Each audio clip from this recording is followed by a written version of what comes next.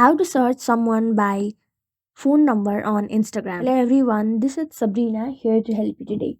So without any further ado, let's get right into the video. So this feature will only work if you or the person that you are trying to search through phone number has entered or set up their phone number in their account. So in order to set up your phone number in your Instagram, go to your profile icon from your bottom right corner, then tap on the menu bar. After that,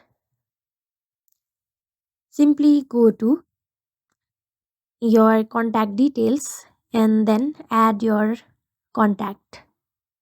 So from account center, simply go to your information and permission, then go to upload contacts, select your Instagram account, and then confirm connecting contacts.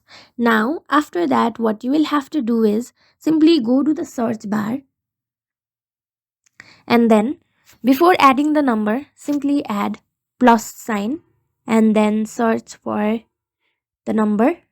And here you can see you'll be able to find the different person if they have added their phone number. So that's it. Thank you for watching this video. Make sure to like, share, and subscribe to our YouTube channel. If you got any questions, comment them down and I'll catch you in the next one.